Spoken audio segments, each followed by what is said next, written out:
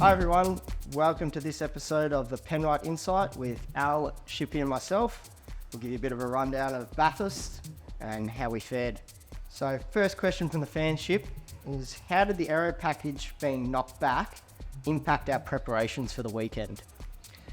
Yeah, obviously we went to Bathurst prepared either way. We had a whole suite of parts ready boxed up, ready to fit to the cars, and it was just at the last minute trying to make a call on, or waiting for the call on whether they were getting fitted or not. So we went there with test plans that were based around either way, and so we were ready to adapt. We saw your reaction to the penalty on the 26. How did you get Dave and Garth refocused and talk us through the strategy from that point on to recover? Yeah, obviously it was a fairly disappointing outcome.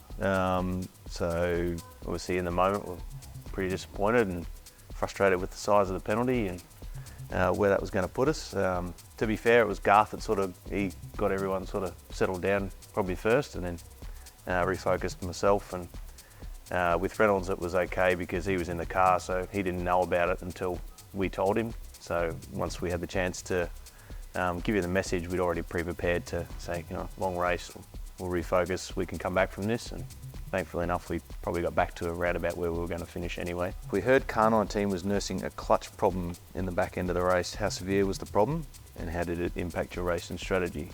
It definitely affected our pace for sure. So our race sort of took a turn when we triggered the first safety car. From there, the car was pretty solid, but it was starting to develop this issue with the clutch not functioning correctly for the drivers. And the biggest issue that they were having was they lost their ability to modulate the rear locking on the entrance into the corner. And so this has a big effect on the tyre life and the ability for us to maintain a strong pace throughout the whole stint. So that was the biggest issue for us. The drivers felt quite uncomfortable in the car on the entry to the corner as a result. But our strategy was very much dictated from when we went off, and then we were just doing everything we could to use the car pace that we had, which we had quite a strong car, and get ourselves back into the race. But that clutch issue definitely hampered our ability to maintain that pace throughout the stint. But both drivers adapted really well on the fly, so they should definitely be commended for that. And we still came away with a pretty solid result after being in the wall early on.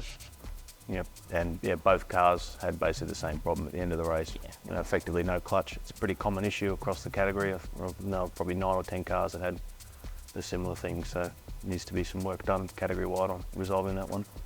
So Ship, it was unusual not to have safety cars impact the second half of the race.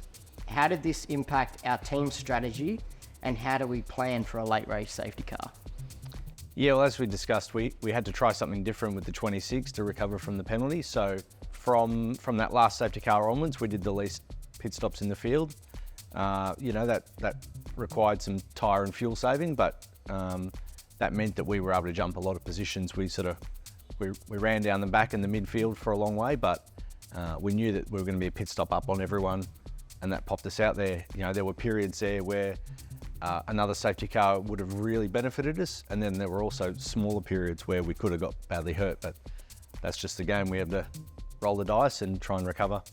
And then, as you said, with the 19, we didn't want to do the full length tyre stints with the tyre deg based on the clutch problems. So it also gave us an opportunity to split the strategies and sort of run a bit more traditional with the 19 and cover all bases if a safety car did come. Jack, how did the soft tyres perform over the race runs, and how did that affect setup, and what other thoughts do you have on the tyre from the weekend?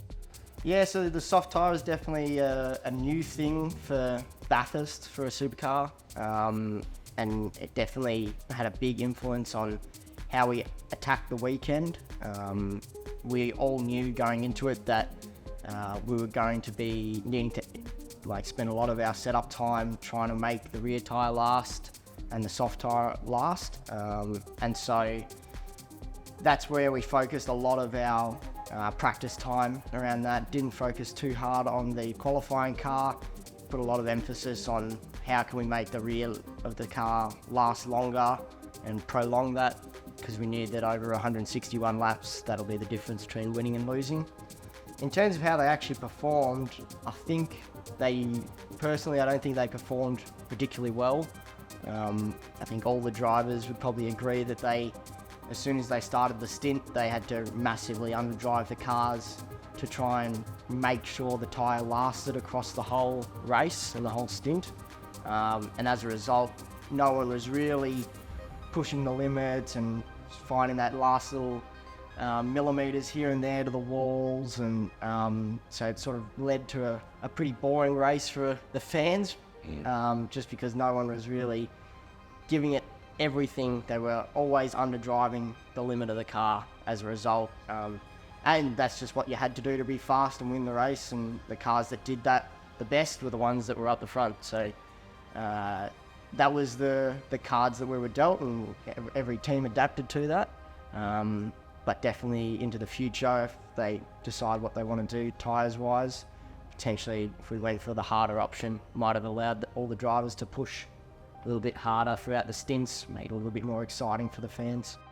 What are we doing to identify if we get beaten to the safety car line to rectify this penalty that we unfortunately received?